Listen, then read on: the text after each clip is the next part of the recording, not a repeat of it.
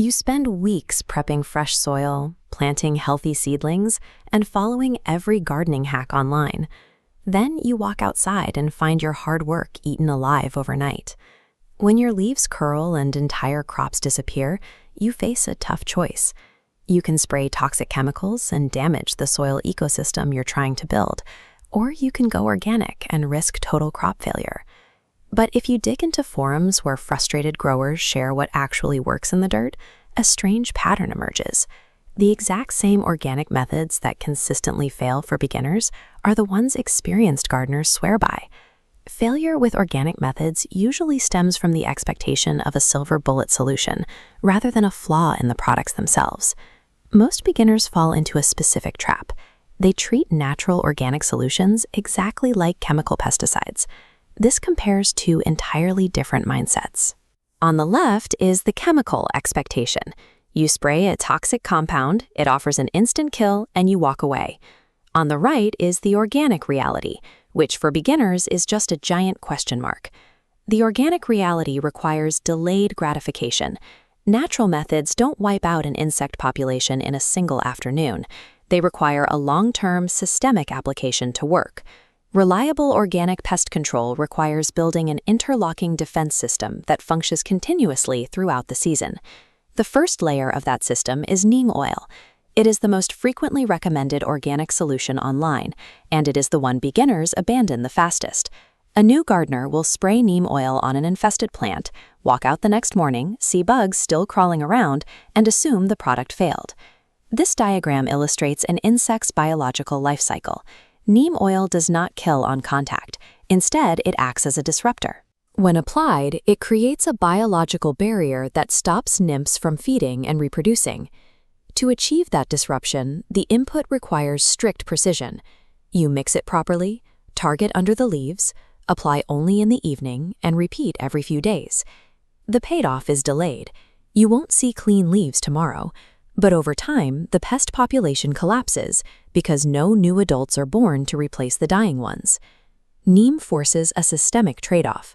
You must trade the desire for instant gratification for strict consistency in order to achieve eventual total population control. Some pests will inevitably survive that biological disruption. That brings us to the second method, diatomaceous earth, or DE. DE is a completely natural powder made from fossilized algae. To humans, it feels like soft, harmless flour, but to a soft-bodied crawling pest like an ant or a slug, it is a field of razor-sharp glass. The microscopic particles physically slice through the insect's protective outer layer, causing it to rapidly dehydrate and die, establish a physical perimeter. There's a severe catch. The moment DE gets wet, it is instantly neutralized. A light rain or watering can renders it completely useless. The trade-off here is vigilance. DE offers a highly effective physical barrier, but keeping it active demands ongoing environmental monitoring and immediate reapplication after moisture. Instead of directly attacking pests that have already arrived, you can manipulate the garden's ecosystem so they never establish a foothold. This is companion planting. This strategy requires you to surrender valuable crop space. You must dedicate square footage in your vegetable beds to specific herbs and flowers like marigolds, dill, or basil. This yields a dual outcome. Certain plants actively repel target pests with their scent while attracting beneficial apex predators, like this ladybug, who hunt for you. While companion planting limits your overall crop yield and requires advanced planning, it provides a 24/7 passive defense that prevents infestations from taking root in the first place. The final method is the most primitive, yet experienced growers praise it universally: manual control. This requires spending 5 to 10 minutes a day physically checking plants. You flip leaves, inspect stems, and manually remove bugs or eggs with your hands. This chart shows the impact of early intervention.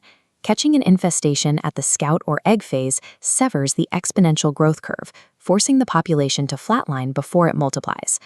Manual control is tedious and demands daily physical presence, but catching a problem at the start offers the absolute highest certainty of preventing a garden collapse. If you use any of these 4 methods in isolation, a dedicated pest will bypass it.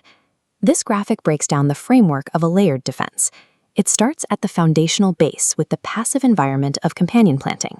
If pests manage to bypass those companion plants, they must immediately face the vigilance layer, your daily manual control checks. Any pests missed by the human eye then consume leaves coated in neem oil, triggering the active biological disruption layer. Finally, the perimeter is sealed by the targeted physical barrier of diatomaceous earth.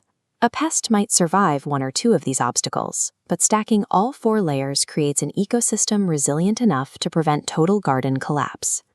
This matrix outlines how to map these required layers to your specific time constraints and gardening style.